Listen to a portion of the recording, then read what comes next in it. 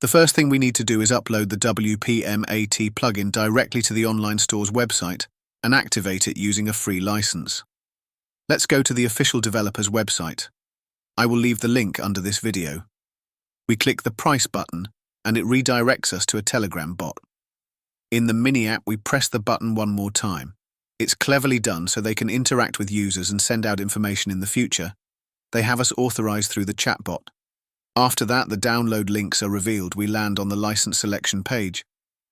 WPmat has 3 types of licenses. A paid license with lifetime updates for one domain costs €107. A free 5-day license with full functionality.